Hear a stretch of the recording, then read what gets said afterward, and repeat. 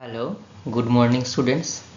আশা করি তোমরা সবাই খুব ভালো আছো। কি ভালো আছো তো? আচ্ছা, তোমরা আমার প্রিয় ছাত্রছাত্রী।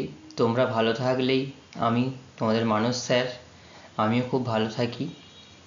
আজকে আমরা নতুন অধ্যায় সম্পর্কে আলোচনা করব, ঠিক আছে?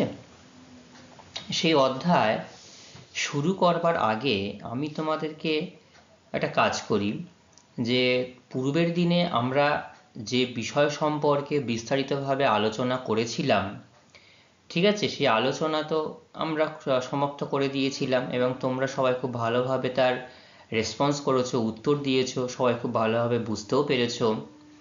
আমি তোমাদের সেইখান থেকে কিছু প্রশ্ন জিজ্ঞাসা করি, দেখি যে তোমরা কতটা ভালোভাবে নিজেদেরকে প্রস্তুত করতে পেরেছো, তৈরি করতে পেরেছো, এটা আমি একটু দেখি।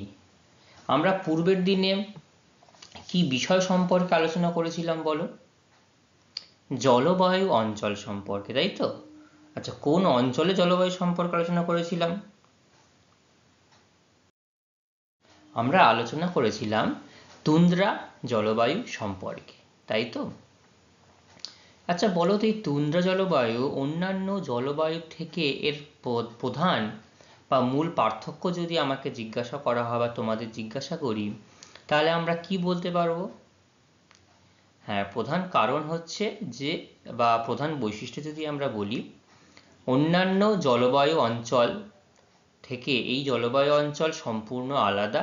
কারণ এখানে স্বাভাবিক উদ্ভিদ সেরকমভাবে লক্ষ্য করা যায় না। কেন যায় না? কারণ বছরের 8 থেকে 9 মাস এখানে কি থাকে? রাত থাকে। তার মানে শীতকাল, বলতে গেলে শীতকালই থাকে। এবং যে গ্রীষ্মকাল থাকে সেটাও আবার স্বল্পকালীন শীতল গ্রীষ্মকাল, তাই না? এইটা হচ্ছে এখানকার জলবায়ুর প্রধান বৈশিষ্ট্য। এবং পৃথিবীর শীতলতম স্থান, সেই শীতলতম স্থান কিন্তু এই জলবায়ু অঞ্চলের মধ্যেই সীমাবদ্ধ, এখানেই লক্ষ্য করা যায়, তাই তো? আচ্ছা, এইখানকার মানে যে অধিবাসীরা বসবাস করে, সেই অধিবাসীদের কি বলা হয়, কি নামে চিহ্নিত করা হয় বলো তো দেখি? এখানকার অধিবাসীদের এস্কিমো বলা হয়। ভেরি গুড, এস্কিমো বলা হয়। এস্কিমো একটা যাযাবর জাতি। তারা বিভিন্ন জায়গায় ঘুরে ফিরে বসবাস করে। তারা স্থায়ীভাবে বসবাস করতে খুব একটা দেখা যায় না, ঘুরে ফিরে বসবাস করে বলে তাদেরকে কি বলা হয়? যাযাবর জাতি বলা হয়। এবং এরা যে ঘরগুলোতে বসবাস করে, সেই বরফের ঘরগুলোকে কি বলা হয় বলতো? ইগলু। ভেরি গুড, ইগলু বলা হয়, তাই তো? আচ্ছা, আর একটা তাঁবু যে শিল মাছের চামড়া দিয়ে তৈরি করা হয়, সেই তাঁবুকে কি বলা হয় বলতো? টিউপিক বলা হয়। খুব ভালো বলেছো, ভেরি গুড। আচ্ছা আচ্ছা, আরেকটা জিনিস বলো তো, এইখানে তো স্বাভাবিক উদ্ভিদ, বড় বড় স্বাভাবিক উদ্ভিদ যেহেতু দেখা যায় না, তো এই অঞ্চলে কি কি ধরনের, যেহেতু শ্যাওলা জাতীয় উদ্ভিদ জন্মায়, তো প্রধান উদ্ভিদ বলতে গেলে আমরা কোন উদ্ভিদের নাম বলতে পারবো? মস আর লাইকেন। Very good. কারণ এই তুন্দ্রা জলবায়ুর নামকরণ হয়েছে কিন্তু এই শ্যাওলা জাতীয় উদ্ভিদ থেকেই। কারণ যখন বরফ গলে যায় তখন বেশিরভাগ জায়গা কি হয়? শ্যাওলায় পরিপূর্ণ থাকে। সেই জন্য এই তুন্দ্রা জলবায়ু নামকরণ করা হয়েছে, ঠিক আছে? তো এই গেল আমাদের পূর্বের দিনের আলোচনা। পূর্বের দিনে আমরা যে বিষয় সম্পর্কে বিস্তারিতভাবে আলোচনা করেছিলাম তার প্রশ্নোত্তর পর্ব, ঠিক আছে? আজকে আমরা নতুন একটা অধ্যায় সম্পর্কে জানবো, যেটা আমি তোমাদের শুরুতেই বলেছি, এবং খুব মানে ইন্টারেস্টিং একটা অংশ বলতে পারো, ঠিক আছে? আচ্ছা বলো তো, খুব সম্প্রতি একটা দেশে, মানে একটা, শুধুমাত্র একটা দেশ নয়, বিশ্বের মধ্যে সব থেকে ক্ষমতাশালী, বিত্তশালী একটা দেশ, যেটা বলতে পারা যায়, কথিত আছে যে এই দেশটি সারা পৃথিবীকে যেন তাদের নিয়ম অনুযায়ী বা তাদের সেরকম অনুযায়ী, রুলস অনুযায়ী তারা শাসন করে থাকেন বিভিন্ন কার্যে, যেহেতু তাদের আমদানিকৃত রপ্তানিকৃতের উপর নির্ভর করে তারা সেইভাবে ব্যবস্থা করেন। ভেরি গুড, আমেরিকা, তাই না?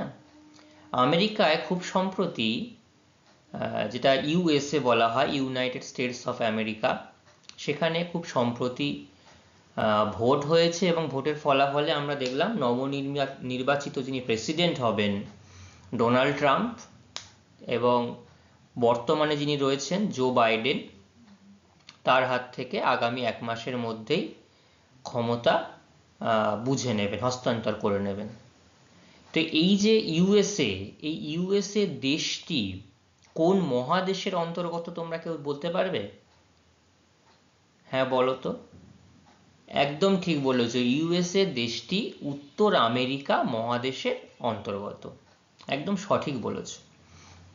তো এই উত্তর আমেরিকা মহাদেশ, দেখো এখানে অনেকগুলো ছবি আমি তোমাদেরকে দেখিয়েছি, যেটাকে প্রথমে যেটা বলা সেটা হচ্ছে পৃথিবী বিখ্যাত নায়াগ্রা জলপ্রপাত, ঠিক আছে, একটা অন্যতম সুদৃশ্য জলপ্রপাত। এই জলপ্রপাত দেখার জন্য সারা পৃথিবী থেকে প্রচুর পরিমাণে পর্যটক কিন্তু এই স্থানে ভিড় জমান এবং এর স্থান কিন্তু এই উত্তর আমেরিকা মহাদেশেই, ঠিক আছে, যেটাকে বলা হয় পৃথিবী বিখ্যাত নায়াগ্রা জলপ্রপাত।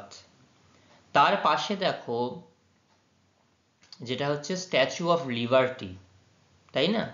এটাও একটা আমেরিকার চিহ্নিতকরণ, বা আমরা ছবি দেখলেই বুঝতে পারবো যে হ্যাঁ এটা একটা আমেরিকার চিত্র, যা এই উত্তর আমেরিকা মহাদেশেই অবস্থান করছে।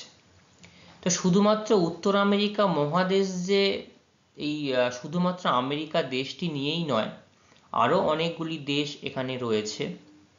তো মূলত যেখানে এই আমেরিকা মহাদেশটি কর্তৃত্ব বেশি লক্ষ্য করা যায়, সেই জন্য কথা বলতে গেলেই আমেরিকা দেশটির বা এর নামটাই আমাদের আগে মনে আসে, ঠিক আছে? এবং দেখছো এই স্ট্যাচুটার পেছনে একদম ঝাঁ চকচকে শহর, এবং আমরা হয়তো সবসময় বলে থাকি যে ওই দেশের অনুকরণে তাদের মতো লাইফস্টাইল, তাদের মতো ঘর বাড়ি, বা তাদের মতো নিয়ম শৃঙ্খলা, তাদের মতো রাস্তাঘাট, পরিষ্কার পরিচ্ছন্ন রাস্তাঘাট আমাদের দেশে কবে হবে, কিভাবে হবে, আমরা কিন্তু এইগুলো নিয়ে চর্চা করে থাকি যে তাদের মতো উন্নত জীবনযাত্রায় আমাদের দেশ কবে পৌঁছাবে, আমরা এরকম ভাবতে থাকি। আচ্ছা, এই প্রসঙ্গে একটু বলে রাখি, এই আমেরিকা মহাদেশ, ঠিক আছে, আমেরিকা মহাদেশ যেহেতু ভারতবর্ষ থেকে ভারতবর্ষের পশ্চিম দিকে অবস্থান করে, তাই জন্য এই মহাদেশ আমাদের দেশের সময়ের থেকে প্রায় 10.5 ঘন্টা কিন্তু পিছিয়ে, তার মানে আমরা এগিয়ে রয়েছি 10.5 ঘন্টা। অর্থাৎ এখন যদি আমাদের এখানে দুপুর 12টা হয়, তাহলে ওদের ওখানে কিন্তু সেটা চলে যাবে রাত 12টা থেকে আর একটু বেশি, হয়তো রাত 1:30 বা 2টো এরকম বেজে যায়, ঠিক আছে? গড়পড়তা আমরা বলে থাকি ওই 11-12 ঘন্টা পার্থক্য লক্ষ্য করতে আমরা পারি, ঠিক আছে? এরকম অনেক কিছু উল্লেখযোগ্য তথ্য আজকে আমরা এই উত্তর আমেরিকা মহাদেশ সম্পর্কে আলোচনা করতে করতে জানবো। চলো আজকের মূল অংশ আমরা এবার আলোচনা শুরু করি, ঠিক আছে? আজকে আমরা তাহলে উত্তর আমেরিকা মহাদেশ সম্পর্কে বিস্তারিত আলোচনা করব, যেটা তোমাদেরকে বললাম, যেটা 9ম অধ্যায় উত্তর আমেরিকা পার্ট অন। আমি এই জন্যই বলছি যেহেতু উত্তর আমেরিকা মহাদেশ একটি বৃহৎ বড় অংশ, যতটুকু আমাদের পাঠ্যপুস্তক অনুযায়ী রয়েছে, বেশ কয়েকটি ক্লাস নিয়ে আমাদের আলোচনা করতে হবে, একদিনে তো সম্পূর্ণ বলে শেষ করা সম্ভব নয়, সেই জন্য পার্ট করে আমরা ধীরে ধীরে এগিয়ে যাব। তো তার আগে, শুরু করার আগে তোমাদেরকে আরও একটা জিনিস দেখা, এই দেখো এটা হচ্ছে ইয়েলোস্টোন ন্যাশনাল পার্ক, ঠিক আছে? এখানে গিজার দেখতে পাওয়া যায়, এই যে উষ্ণ জল এখানটায় দেখতে পাওয়া যায়, এবং এই যে যেহেতু মাটির বা বিভিন্ন অংশে দেখো হলুদ রং একটা লক্ষ্য করা যায়, জন্য ইয়েলোস্টোন ন্যাশনাল পার্ক নামকরণ হয়েছে। এটাকে পৃথিবীর বিখ্যাত যেটা গ্র্যান্ড ক্যানিয়ন বলা হয়, সেটাও কিন্তু এই মহাদেশেই লক্ষ্য করা যায়, ঠিক আছে?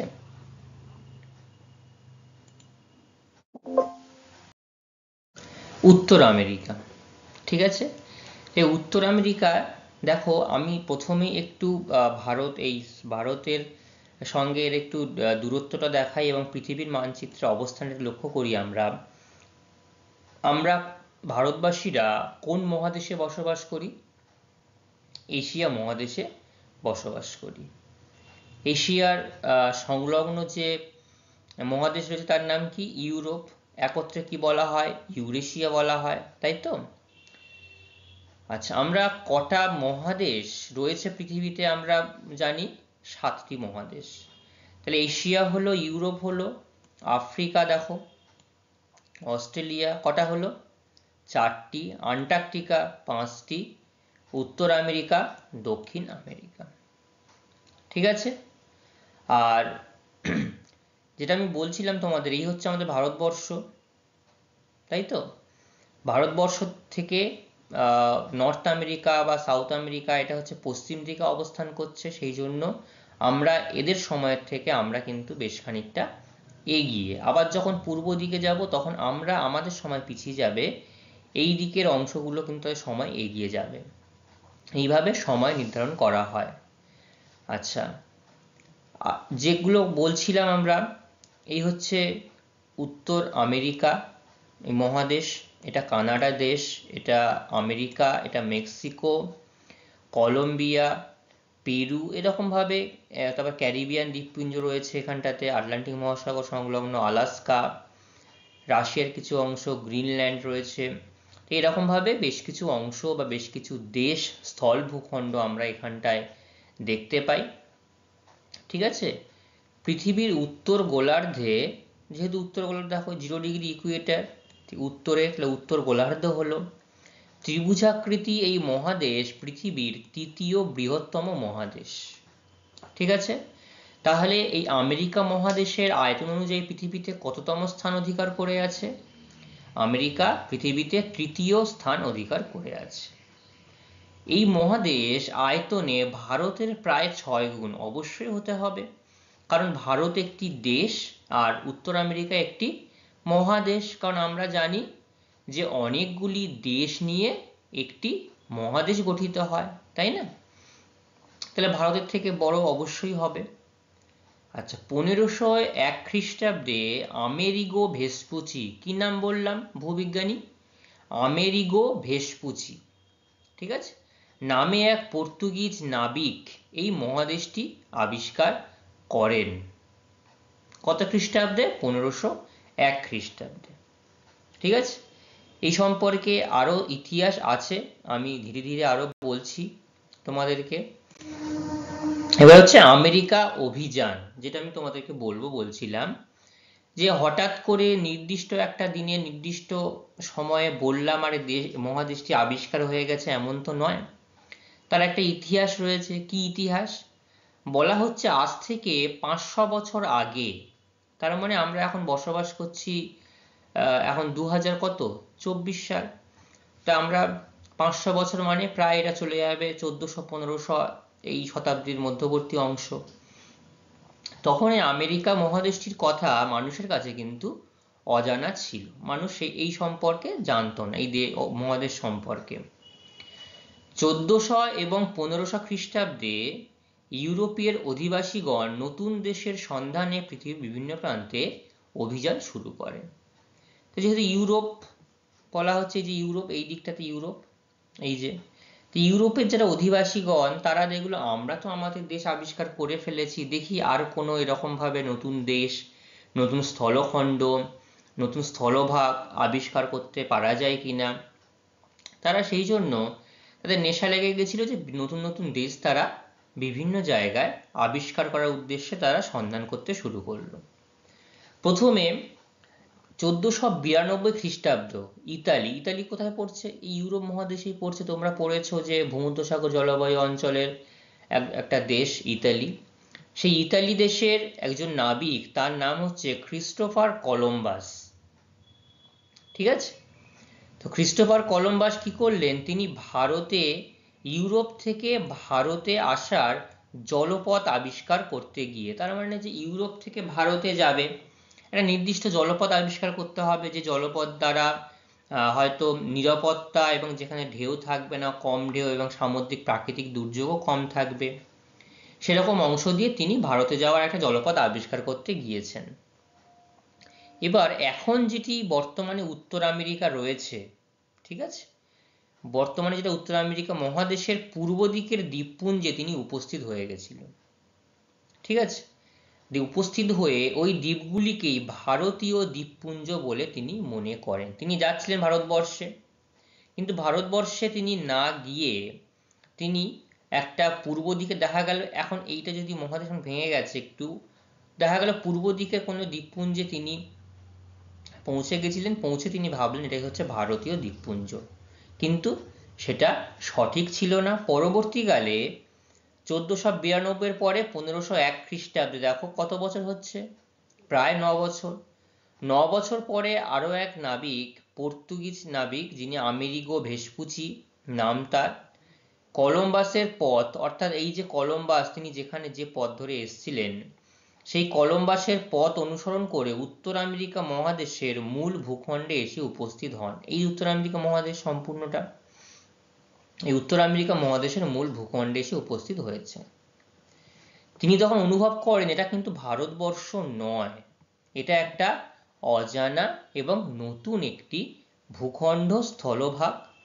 তিনি তার নিজের নাম অনুসরণ করেই মহাদেশের নামকরণ করলেন আমেরিকা। তার নাম ছিল কি? আমেরিগো। সেখান থেকে তিনি নামকরণ করলেন আমেরিকা মহাদেশ। এবং আমরা বিভিন্ন ক্ষেত্রেই জানি, যিনি যে দ্রব্যটি বা বস্তুটি আবিষ্কার করেন তিনি চান তার ছাপ পৃথিবীতে ফেলে রাখতে, সেই অনুযায়ী কিন্তু বিভিন্ন সময় নামকরণ করতে দেখা যায়। তো তিনিও এই ক্ষেত্রে তিনি তার অন্যথা করেননি। তিনিও কি করলেন, নিজের নাম আমেরিগো এবং সমগোত্রীয় আমেরিকা মহাদেশ তিনি নামকরণ করেন।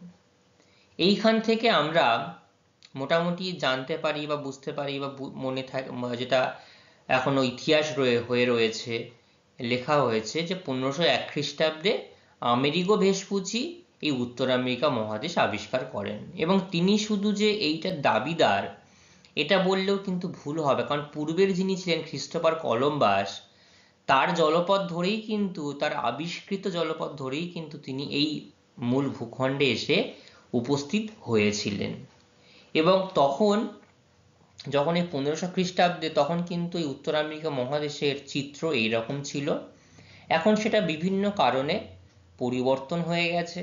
ঠিক আছে, এই হচ্ছে আমেরিকা মহাদেশ আবিষ্কারের ইতিহাস। মনে থাকবে তোমাদের সবার? আবার বলছো যে স্যার ভূগোলের মধ্যে আবার ইতিহাস কেন পড়াচ্ছে?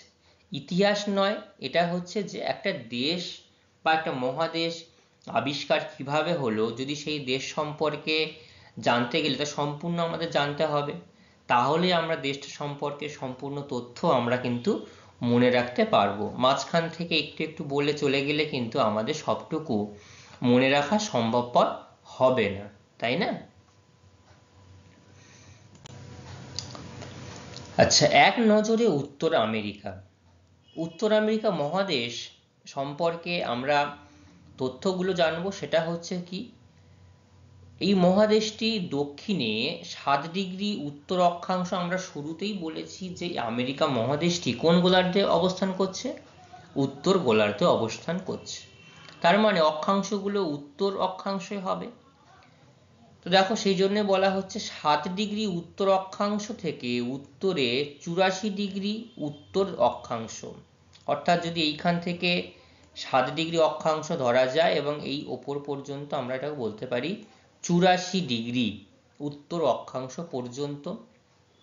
এবং পূর্ব দিকে 20 ডিগ্রি পশ্চিম দ্রাঘিমা থেকে পশ্চিমে 173 ডিগ্রি পশ্চিম দ্রাঘিমা পর্যন্ত বিস্তৃত। অর্থাৎ এইখানে 20 ডিগ্রি থেকে এইদিকে 173 ডিগ্রি পশ্চিম দ্রাঘিমা পর্যন্ত বিস্তৃত। তাহলে তোমাদেরকে জিজ্ঞাসা করা হলে যে উত্তর আমেরিকা মহাদেশের অক্ষাংশগত অবস্থান উল্লেখ করো, কি বলবে? মহাদেশটির দক্ষিণে 7 ডিগ্রি উত্তর অক্ষাংশ থেকে উত্তরে 84 ডিগ্রি উত্তর অক্ষাংশ পর্যন্ত, আর পূর্বে 20 ডিগ্রি থেকে পশ্চিমে 173 ডিগ্রি পশ্চিম দ্রাঘিমা পর্যন্ত কিন্তু বিস্তৃত। ঠিক আছে, এর সীমা কেমন, অর্থাৎ এই মহাদেশটির চারিদিকে কোন কোন দেশ কোন কোন মহাদেশ অবস্থান করছে। তো দেখো এই মহাদেশটির চারিদিকে লক্ষ্য করলে দেখতে পাবে, দেখো সব দিকে কিন্তু সাগর মহাসাগর দিয়ে কিন্তু ঘিরে রয়েছে, তাই না? তাহলে উত্তরে হচ্ছে উত্তর মহাসাগর, এই উত্তরটায় এই উত্তর দিকটায় উত্তর মহাসাগর পড়ছে, পূর্বে পড়ছে আটলান্টিক মহাসাগর, এই যে পূর্বে আটলান্টিক মহাসাগর, এবং দক্ষিণ ও পশ্চিমে প্রশান্ত মহাসাগর, এই হচ্ছে প্রশান্ত মহাসাগর, পশ্চিমে প্রশান্ত আবার দক্ষিণেও প্রশান্ত মহাসাগর। তাহলে দুটো দিকে একই সাগর পড়ছে, কি কি কোন কোন দিকে, দক্ষিণ দিকে পশ্চিম দিকে প্রশান্ত মহাসাগর, আর উত্তর দিকে পড়ছে উত্তর মানে তাহলে উত্তর মহাসাগর হয়ে গেল, আর পূর্বে দিকে আটলান্টিক মহাসাগর, এই নামটা মনে রাখতে হবে। ঠিক আছে। আচ্ছা, এখানে আর একটা গুরুত্বপূর্ণ তথ্য দেওয়া হচ্ছে, সেটা হচ্ছে উত্তর আমেরিকা মহাদেশটির উত্তরে অবস্থিত বেরিং প্রণালী, এই হচ্ছে বেরিং প্রণালী। ঠিক আছে। এই বেরিং প্রণালী মহাদেশটিকে এশিয়া মহাদেশ থেকে পৃথক করেছে।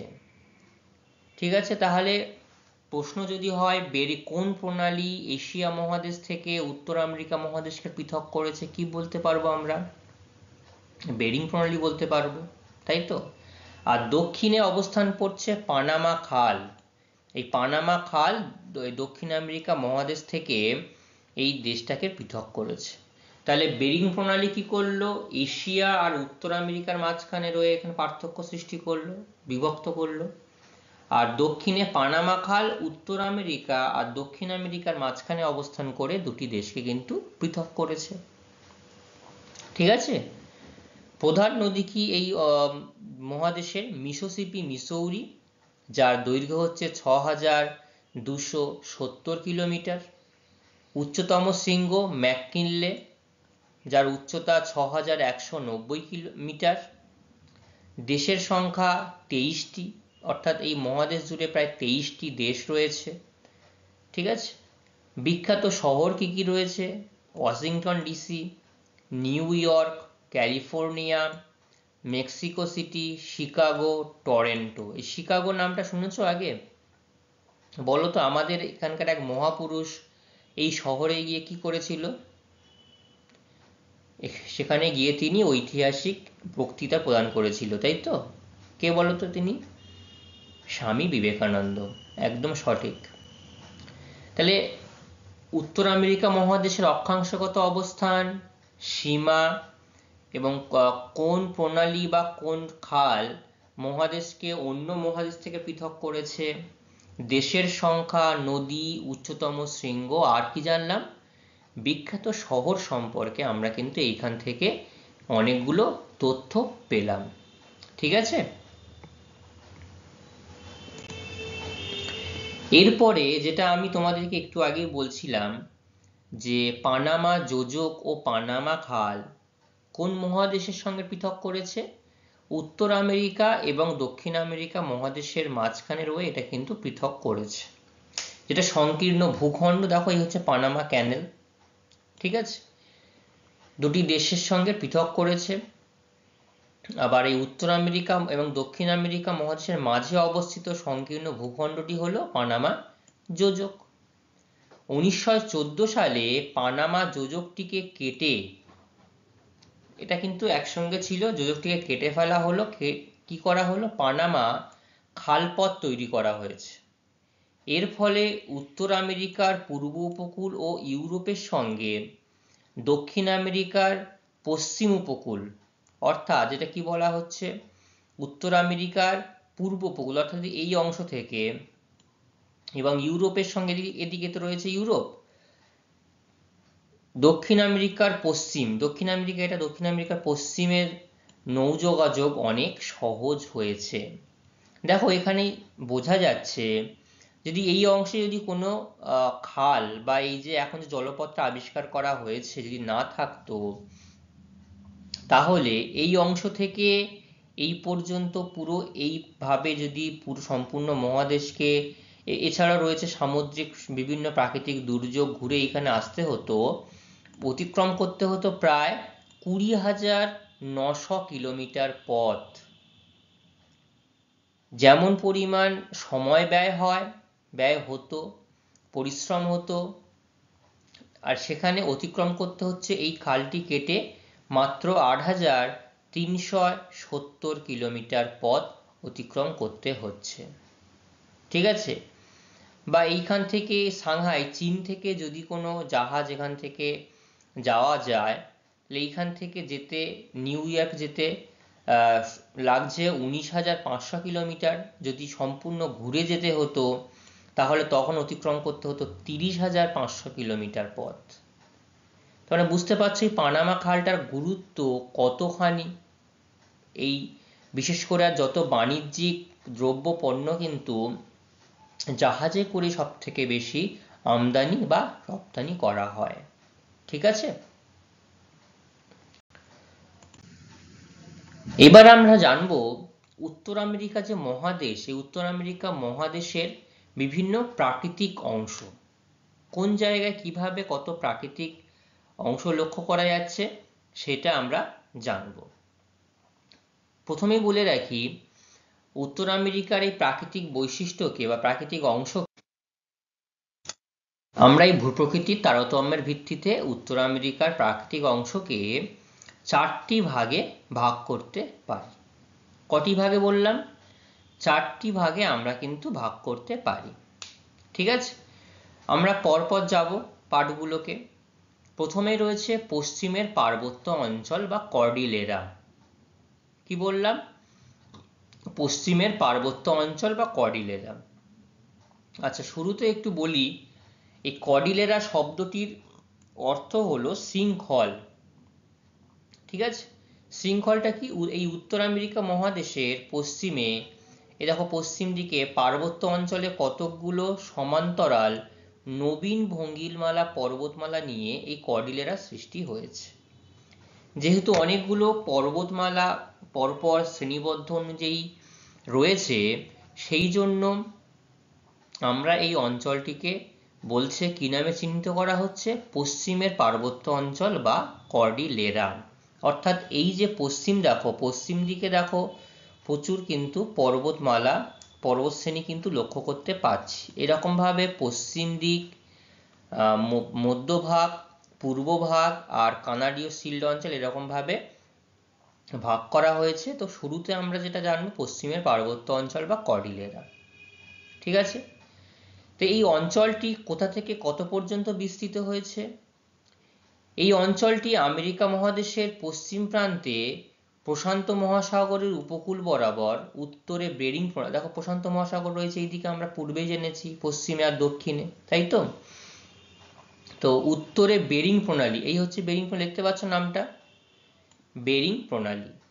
এই বেরিং প্রণালী থেকে শুরু করে দক্ষিণে এই হচ্ছে পানামা খাল, যেটা আমরা একটু আগে পানামা সম্পর্কে নির্দিষ্ট আলোচনা করেছি। পানামা খাল পর্যন্ত এই পশ্চিমের পার্বত্য অঞ্চল কিন্তু বিস্তৃত হয়েছে। ঠিক আছে? এই কর্ডিলেরা আরো দক্ষিণ দিকে আন্দিজ নামে এবং দক্ষিণ আমেরিকা মহাদেশেও কিন্তু প্রসারিত হয়েছে। তো দক্ষিণ আমেরিকা মহাদেশে যেটুকু প্রসারিত হয়েছে, যখন আমরা দক্ষিণ আমেরিকা মহাদেশ সম্পর্কে আলোচনা করব তখন সেটা জানবো। ঠিক আছে? এই পার্বত্য অঞ্চলটি হিমালয় পার্বত্য অঞ্চলের মতোই নবীন ভঙ্গিল পর্বত। আচ্ছা, এই কথাটা কেন বলা হলো তোমরা জানো? হিমালয় পার্বত্য অঞ্চলের মতোই এই পশ্চিমের পার্বত্য অঞ্চলটাও নবীন ভঙ্গিল পর্বতমালা দ্বারা গঠিত হয়েছে। ঠিক বলেছ, কারণ হিমালয় পার্বত্য অঞ্চলের গঠন প্রক্রিয়া কিন্তু এখনো চলছে পাত সংস্থান বিভিন্ন কারণের জন্য। এবং এই উত্তর আমেরিকা মহাদেশের এই পশ্চিমে পার্বত্য অঞ্চল প্রশান্ত মহাসাগরীয় পাত আর উত্তর আমেরিকা মহাদেশীয় পাত, এই দুটি মহাদেশীয় পাতের অভিসারী সীমানায় কিন্তু সংঘর্ষ হচ্ছে।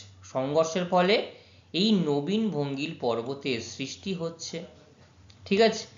যেহেতু এই পর্বতের এখনো গঠন প্রক্রিয়া চলছে, সেই জন্য এটাকে বলা হচ্ছে নবীন ভঙ্গিল পর্বতমালা। এর মধ্যভাগ হচ্ছে চওড়া, দুপ্রান্ত ক্রমশ সরু হয়ে গেছে। ঠিক আছে? এখানকার প্রধান প্রধান পর্বতশ্রেণীগুলো কি কি? কোস্ট রেঞ্জ, আলাস্কা রেঞ্জ, দেখো এই হচ্ছে আলাস্কা রেঞ্জ, এই হচ্ছে কোস্ট রেঞ্জ, ঠিক আছে। আর আলাস্কা রেঞ্জের মধ্যে ম্যাককিনলে, যেটা 6190 মিটার, এই পার্বত্য অঞ্চল, এটাই হচ্ছে উত্তর আমেরিকা মহাদেশের উচ্চতম শৃঙ্গ, ঠিক আছে। এই হচ্ছে আলাস্কা রেঞ্জ। এই আলাস্কা রেঞ্জের ম্যাককিনলে দেখতে পাচ্ছ ছবিতে তোমরা, 6190 মিটার যার উচ্চতা, এই হচ্ছে ম্যাককিনলে 6190 মিটার। এটা হচ্ছে উত্তর আমেরিকা মহাদেশের সব থেকে উচ্চতম পর্বত শৃঙ্গ। তাহলে বোঝা গেল পশ্চিমের পার্বত্য অঞ্চল বা কর্ডিলেরা। কর্ডিলেরা কি আগে একটু বলো তো? এটা হচ্ছে একটা শৃঙ্খল, কারণ এই উত্তর থেকে দক্ষিণ পর্যন্ত একদম মহাদেশের পশ্চিম দিক জুড়ে অনেকগুলো পর্বত শ্রেণী লক্ষ্য করা যায়, সেই জন্য এই অঞ্চলকে কর্ডিলেরা নাম দেওয়া হয়েছে, ঠিক আছে। আর এই পশ্চিমের পার্বত্য অঞ্চল উত্তরে কোথা থেকে শুরু হয়েছে? বেরিং প্রণালী থেকে দক্ষিণে পানামা খাল পর্যন্ত একদম প্রশান্ত মহাসাগর বরাবর উত্তর থেকে দক্ষিণ পর্যন্ত বিস্তৃত হয়েছে, যেটি নবীন ভঙ্গিল পার্বত্য অঞ্চল নামেও পরিচিত। আচ্ছা বলো তো, এখানে কোন দুটি পাতের সংঘর্ষ হচ্ছে? এখানে প্রশান্ত মহাসাগরীয় পাত, যেহেতু পশ্চিম দিকে প্রশান্ত মহাসাগর লক্ষ্য করা যাচ্ছে, আর এটা আমেরিকা স্থলভাগ, উত্তর আমেরিকা মহাদেশীয় পাত, তাহলে এই প্রশান্ত মহাসাগরীয় পাত এবং উত্তর আমেরিকা মহাদেশীয় পাতের সংঘর্ষের ফলে এই নবীন ভঙ্গিল পর্বতমালার কিন্তু সৃষ্টি হতে দেখা যাচ্ছে, ঠিক আছে। এরপরে যেটা আমরা জানবো, এই অংশেই, এই পশ্চিমের পার্বত্য অঞ্চল, যেটা আমরা প্রথম ভূপ্রকৃতি সম্পর্কে আলোচনা করলাম, এখানে একটা গুরুত্বপূর্ণ অংশ দেখা যায় যার নাম হচ্ছে মৃত্যু উপত্যকা। ইংলিশে যদি আমরা বলি সেটাকে বলবো ডেথ ভ্যালি। কেন আমরা এটাকে মৃত্যু উপত্যকা বলছি, কি মনে হয় তোমাদের? এখানে সবাই কি মরতে যায়, বা এখানে লোক কি মরে যায়, লোক ঘুরতে গেলে কি মরে যায়? ব্যাপারটা ঠিক সেরকম নয়। মানুষের কথা বাদ দিয়েও যদি আমরা বিভিন্ন জীব বা অন্যান্য প্রাণীকুলের কথা আলোচনা করি, তো দেখা যাবে এই অঞ্চল অন্যান্য অঞ্চল থেকেও সমুদ্র পৃষ্ঠ থেকে 90 মিটার নিচু। পাহাড় পর্বত সাধারণত কি হয়? সমুদ্র পৃষ্ঠ থেকে উঁচু হয়, তাই তো। এই অঞ্চল সমুদ্র পৃষ্ঠ থেকেও 90 মিটার নিচু, ঠিক আছে। এবং এইখানে যে জল পাওয়া যায়, খুব সামান্য পরিমাণে জল পাওয়া যায়। যে জলটুকু পাওয়া যায় সেই জলের লবণতার পরিমাণ এতটাই বেশি যে এখানে কোনো জীব বেঁচে থাকতে পারে না। তো কোনো জীব যদি এখানে বেঁচে থাকতে না পারে, তাহলে সেটাকে স্বাভাবিকভাবে কি উপত্যকা বলতে পারি? আমরা মৃত্যু উপত্যকা বলতে পারি, কারণ কোনো জীবকুলি এখানে বাঁচতে পারছে না, তাই না? সেই জন্য এই অঞ্চলকে আমরা মৃত্যু উপত্যকা নামে চিনি। এবং এই মৃত্যু উপত্যকা সব থেকে হচ্ছে আমেরিকার উষ্ণতম স্থান, যার তাপমাত্রা হচ্ছে 56 ডিগ্রি সেলসিয়াস, এবং পশ্চিম গোলার্ধের নিম্নতম স্থান আমরা বলতে পারি। যেহেতু সমুদ্রপৃষ্ঠ থেকে এই অংশ প্রায় 90 মিটার নিচু রয়েছে, নিম্নে অবস্থান করছে, সেই জন্য এটি পশ্চিম গোলার্ধের, যেহেতু তোমরা দেখলে ম্যাপের মধ্যে এই অংশটি উত্তরের পশ্চিম দিকে অবস্থান করছে, উত্তর গোলার্ধ পশ্চিম গোলার্ধ যদি আমরা বলি, সেই জন্য পশ্চিম গোলার্ধের নিম্নতম স্থান হিসাবে এটাকে আমরা চিহ্নিত করতে পারি। ম্যাপের মধ্যে দেখো ক্যালিফোর্নিয়া, এই যে ক্যালিফোর্নিয়া দক্ষিণ পূর্বে অংশে, এই অংশে কিন্তু এটা হচ্ছে ডেথ ভ্যালি, ঠিক আছে। প্রচুর বড় অংশ জুড়ে। ছবিটা দেখে তোমরা বুঝতে পারছো, ছবিটা অনেক দূর থেকে নেওয়া হয়েছে, এবং তার আকৃতি সম্পর্কে একটু হলেও একটা আইডিয়া পাওয়া যাচ্ছে, যেহেতু অনেকটা নিচু অঞ্চল এবং খুব জলের পরিমাণটা খুব সামান্য। কেন জলের পরিমাণ সামান্য হয়েছে? লবণতার পরিমাণ অত্যাধিক বেশি, সেজন্য জলটাও কম, এবং যেটুকু জীবকুল বা প্রাণীকুল এখানে আসে কেউই বেঁচে থাকতে পারে না। সেই জন্য এটা হচ্ছে উত্তর আমেরিকা মহাদেশের উষ্ণতম স্থান তথা পশ্চিম গোলার্ধের নিম্নতম স্থান, যেটা মৃত্যু উপত্যকা নামে পরিচিত। বোঝা গেল সবার কাছে? ক্লিয়ার? খুব ভালো।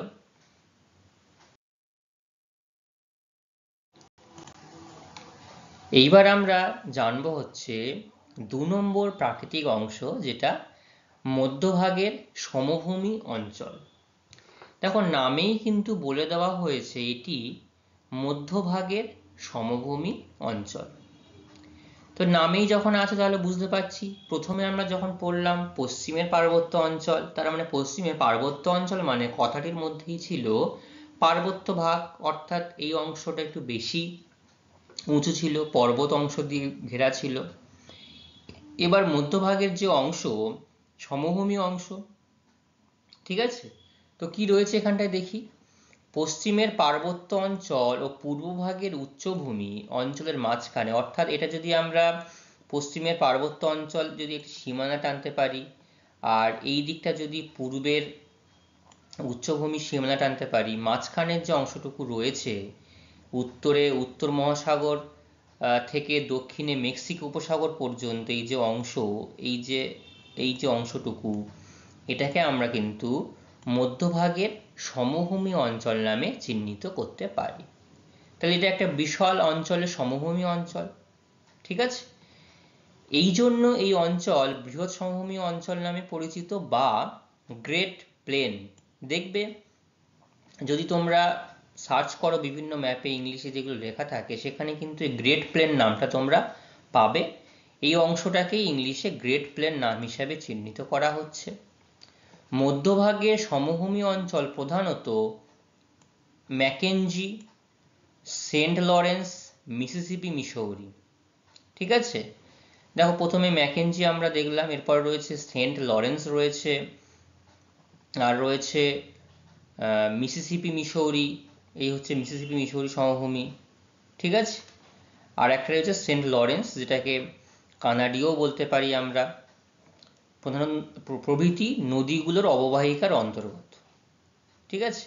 এই অঞ্চলটি পুরোপুরি সমতল নয়, যেমন আমরা সমভূমি ভাবি যে একটা মাঠ সম্পূর্ণভাবে সমতল, সেই অর্থে পুরোপুরি সমতল নয়, কিন্তু মাঝে মাঝে কোথাও পাহাড় রয়েছে, টিলা রয়েছে, দেখতে পাচ্ছ এই যে অংশগুলো দেখতে পাচ্ছ, একটু একটু কোথাও ক্ষুদ্র ক্ষুদ্র পাহাড় উচ্চভূমি লক্ষ্য করা যায়, এবং কিছু নিম্ন মালভূমিও রয়েছে, ছোট মালভূমিও রয়েছে। সব মিলিয়ে এই অঞ্চলটিকে কিন্তু আমরা বলতে পারি তরঙ্গায়িত অঞ্চল, অর্থাৎ ঢেউ খেলানো অঞ্চল। কোথাও উঁচু, কোথাও নিচু, আবার কোথাও সমতল এরিয়া অবস্থান করছে। এই সঙ্গে একত্রে আমরা একে সমভূমি বলতে পারি। এই সমভূমির উত্তর দিকে হাডসন উপসাগরকে বেষ্টন করে, কোথায় দেখেছো? এই হচ্ছে হাডসন উপসাগর।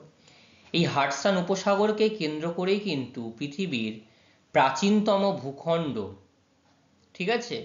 পৃথিবীর প্রাচীনতম ভূখণ্ড অংশবিশেষ যেটা আমরা লক্ষ্য করতে পারি, যেটা কানাডীয় শিল্ড অঞ্চল, এই হচ্ছে কানাডীয় শিল্ড অঞ্চল নামে পরিচিত রয়েছে।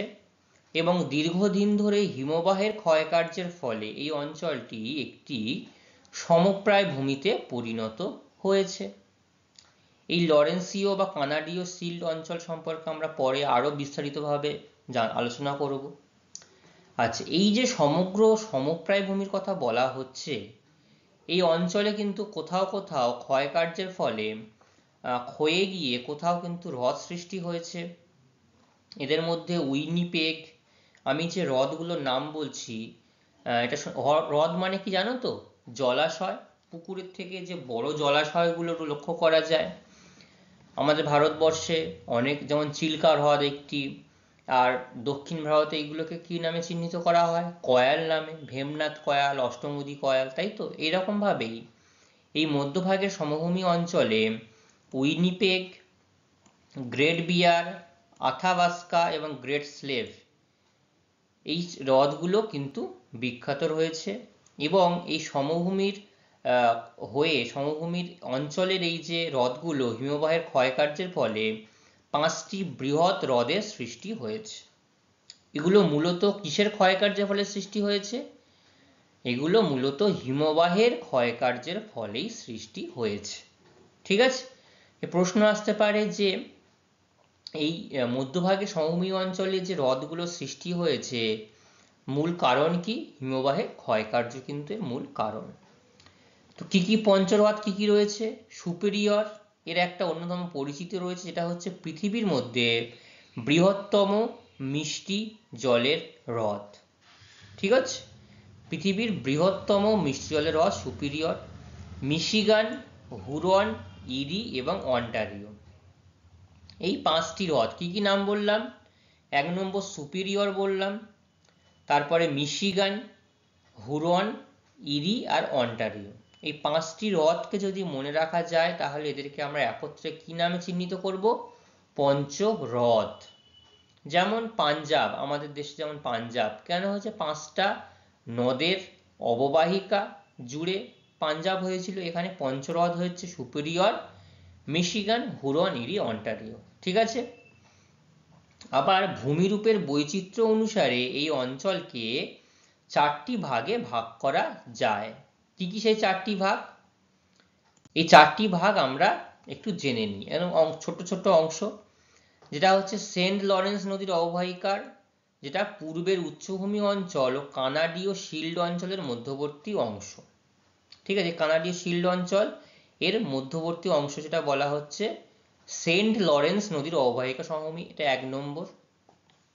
হ্রদ অঞ্চলের সমভূমি, যেটা 5টি হ্রদ নিয়ে সুপিরিয়র, মিশিগান, হুরন, ইরি, অন্টারিও দক্ষিণ তীরের এলাকার অন্তর্গত এগুলো। প্রেইরি সমভূমি, এটা হচ্ছে মধ্যভাগের বিস্তীর্ণ এলাকা জুড়ে রয়েছে সমভূমি, যেটা তৃণভূমি রয়েছে সমভূমিতে, তৃণভূমিটা প্রচুর পরিমাণ অঞ্চল জুড়ে বিস্তৃত, সেই জন্য প্রেইরি সমভূমি রয়েছে। আর হচ্ছে মিসিসিপি মিসৌরি নদীর অববাহিকার সমভূমি। ঠিক আছে, এই হচ্ছে মিসৌরি সমভূমি।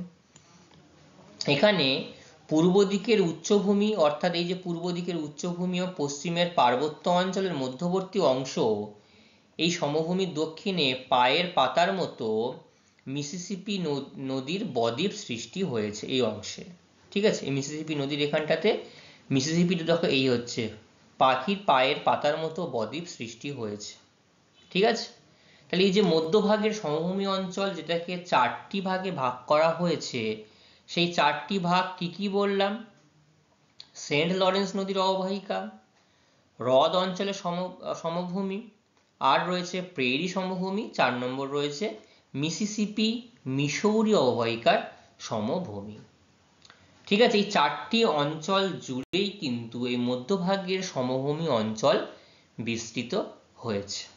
ঠিক আছে, বোঝা গেল এইটুকু?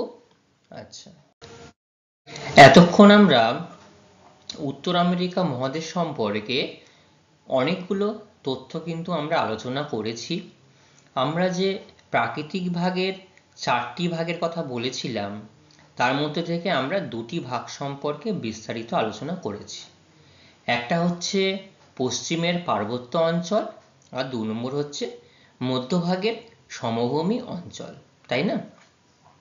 আর যে 2টি অংশ বাকি থেকে গেল সেটা হচ্ছে পূর্বের উচ্চভূমি আর কানাডীয় শিল্ড অঞ্চল। এইটা আমরা পরের ক্লাসে আলোচনা করব। আজকে আমরা যতটুকু জেনেছি যে আমেরিকা মহাদেশ কিভাবে আবিষ্কার হলো, কোন নাবিক আবিষ্কার করলেন, কত সালে আবিষ্কার করলেন, এই মহাদেশের দেশের সংখ্যা, প্রধান নদী, প্রধান পর্বত, আন্তর্জাতিক সীমানা, অক্ষাংশগত অবস্থান, তাই তো এগুলো আমরা আলোচনা করেছি তো ইতিমধ্যে। আচ্ছা, মৃত্যু উপত্যকা বলতে কি বোঝায় এগুলো কিন্তু আমরা আলোচনা করেছি, তাই না? আজকে আমাদের এইখান থেকে আলোচনা থেকে এই গুরুত্বপূর্ণ প্রশ্নগুলো আমি তোমাদের সামনে রাখলাম। এই প্রশ্নগুলোকে সামনে রেখেই তোমরা এই অধ্যায় সম্পর্কে যাবতীয় উত্তর তোমরা পড়ে নেবে। আমি পরের দিন শুরুতেই তোমাদের কিন্তু এখান থেকে প্রশ্ন জিজ্ঞাসা করব কে কতটা ভালোভাবে তৈরি হতে পেরেছে। ঠিক আছে, সবাই পড়ে আসবে তো? বাহ, শুনে খুব ভালো লাগলো, ভেরি গুড। আজকে আমাদের ক্লাস তাহলে এই পর্যন্তই থাকবে। পরবর্তী ক্লাসে আমরা এই উত্তর আমেরিকা মহাদেশের যেটুকু অংশ আলোচনা করতে এখনো বাকি রয়েছে সেইটুকু অঞ্চল সম্পর্কে আমরা আরও বিস্তারিতভাবে আলোচনা করব, এবং শুরুতেই আমরা আজকে যেটুকু অংশ আলোচনা করলাম তার প্রশ্নোত্তর পর্ব নিয়ে আমরা আলোচনা করব। সবাই ভালো থাকবে, সবাইকে ধন্যবাদ।